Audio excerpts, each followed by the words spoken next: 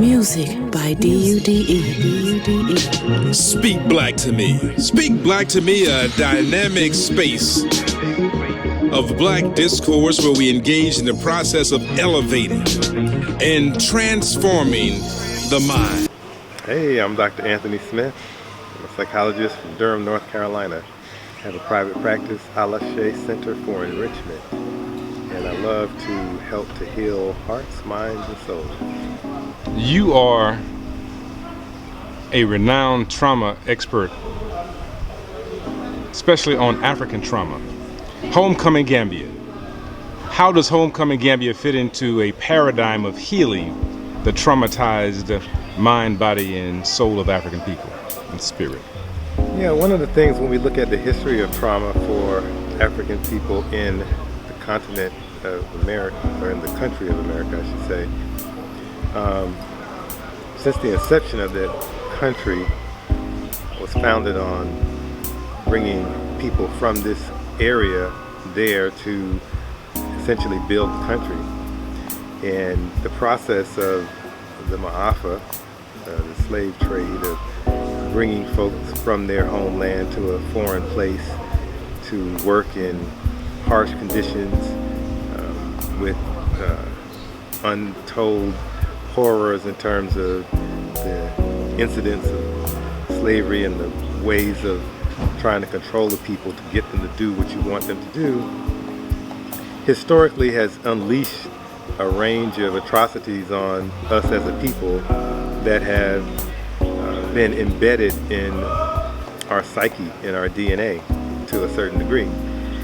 And a lot of these things, even though we are not physically bound as a people anymore, there are still a multitude of lingering effects related to mental slavery.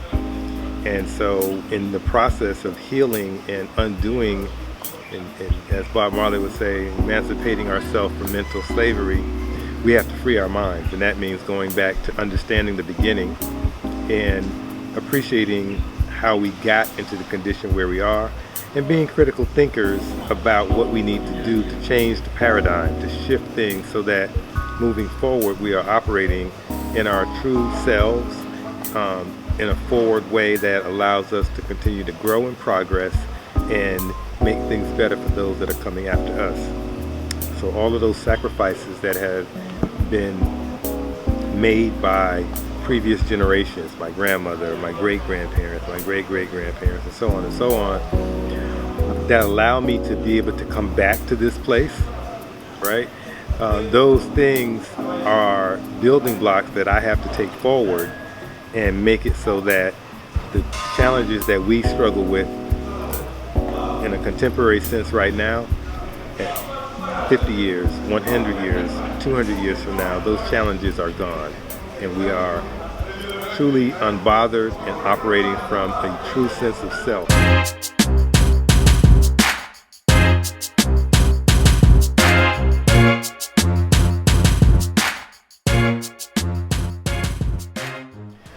When I think about alignment, one of the core tenets that I talk about in the work that I do with people is aligning actions and values.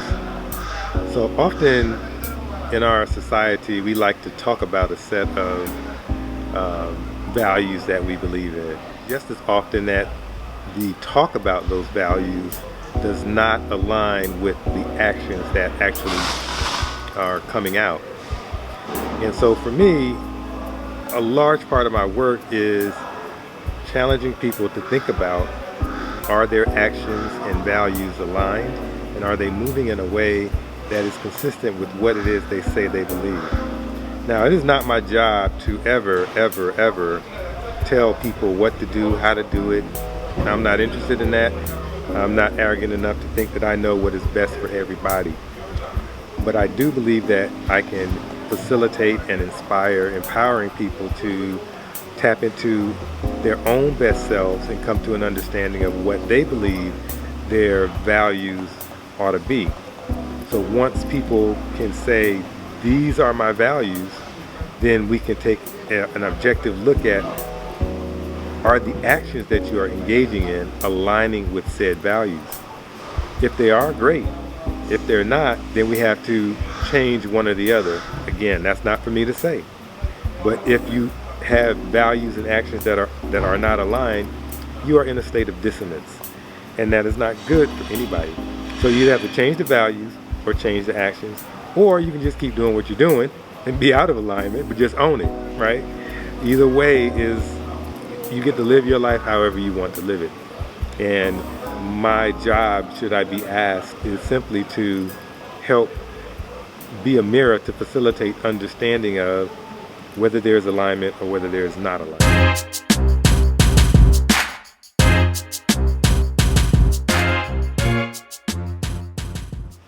Yeah, you know, this has been a very unique experience.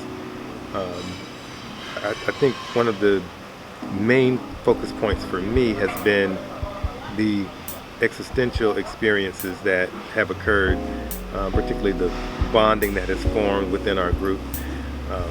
Going to the different places and seeing the different sites was wonderful. But I really like what I got from the experiences in terms of connecting with spirit. The healing session that we did by the ocean, which was full of symbolism and confirmations that were absolutely amazing. The drumming and dance that we did by the ocean, which was freeing and allowed people to just operate in their authentic self and provide a place where other people could observe and learn. So the reciprocity of exchange of information from those that were here with those that came, being able to reciprocally provide information that uplifts both of us has been wonderful. And the kindness of really this country. This is a very kind, generous, and happy country.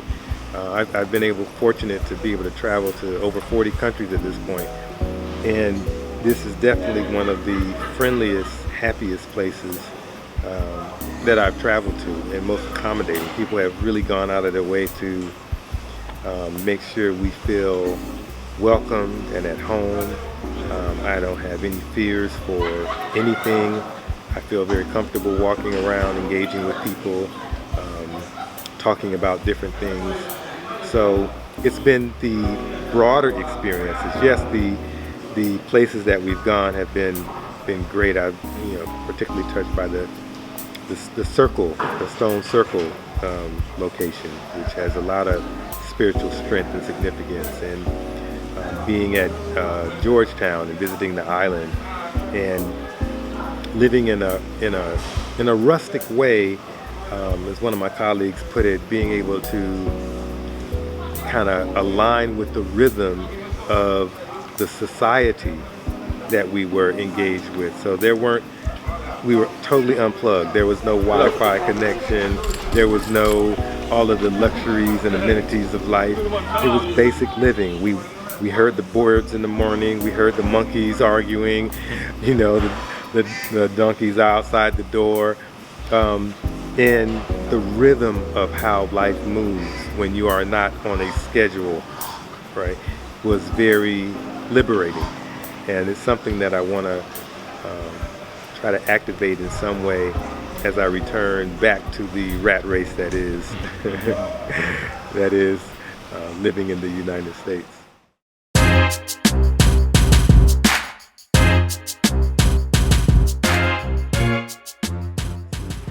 I've been places where people are not friendly and where you feel like you're bothering people. But I had people go out of their way to take me places. I had a family who surprised me they invited us to their home for dinner.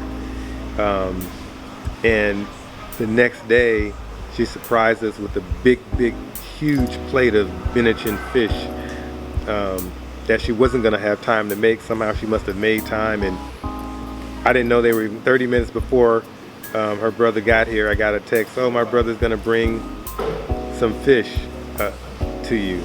And they bought this big plate of fish. Couldn't even eat it all. We shared it with some of our friends who just enjoyed it. It was absolutely delicious. But the fact that she would go out of her way to do that when we didn't ask for that to happen, it was just, that's genuine love, right? And I just really, really appreciate the ability for her to do that for us. Another young man invited us out to do some shopping and took us around to all the different locations, which would have been challenging for me to negotiate alone. And he did it willingly. He was just happy to be of service and to make sure we got our needs met, and he could help us with navigating the various pricing and doing the different things that we have to do. It did occur to me, you have to do a lot of bargaining when shopping, and that can be a challenging thing for some people. But as I thought about it today, I was doing my meditation and just reflecting on a negotiation yesterday where once we reached our final price, they went ahead and gave me some gifts as a parting. And it's like we do all this negotiation because that's part of the social fabric, and then after that's over, we come together and we part in peace and in love. And I think that is very significant, and it's quite different than, all right, this is the price, pay it or not, and go on, right? There's not a relationship established. And in this negotiating process, you can see relationships being established. And so I had to reframe the way I thought about that, and I think that I like what I came to.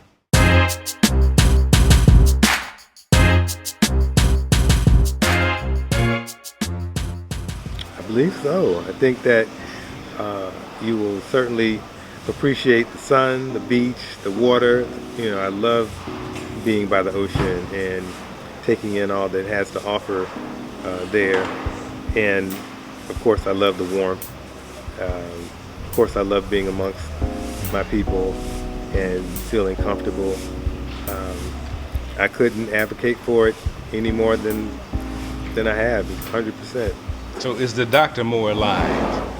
I'm sorry? Is the doctor now more aligned? Talk about alignment and trauma and healing. Yes, and that repair. is my goal every day is to continue to move towards greater and greater alignment, and we strive for balance. And it's not something that you achieve, it's something that you continue to evolve, right? Because until we stop breathing, we will be learning, and we will be having challenges that come to test us, so we can talk about all this wonderful stuff. So our flight got canceled. As we were leaving, we're like, oh, this is so great. We're in alignment. We're doing all this stuff. And like the universe is like, let's see how aligned they are. Boom, your flight's canceled. Now what? Oh man, I'm ready to get back. No, it's all in order. There are some other things that need to happen. Go with what can you do about it? There's nothing that you can do. So go, embrace the fact that you can come back to a lovely place, enjoy more time in the beach, have more time to rest and relax, which was good for my soul and my spirit. I got more sleep last night than I have in months probably, and was able to just do nothing today, which I would have been right back in the grind of doing something. And so I needed to have this lesson for me. It was very beneficial to just do nothing, because in doing nothing, I'm actually doing something. I'm replenishing myself so that I can come and go back at it strong again, and again, keep working towards that balance. So it is an ongoing process. Thank you so much for coming. Thank you for leading us in the ritual by the ocean. And just thank you for being a good friend. That's all I can say is thank you, and thank you seems to be not enough, but thank you. I appreciate you getting this organized and having us all here and taking care of us herding cats and keeping it all together, because it is not an easy thing to do.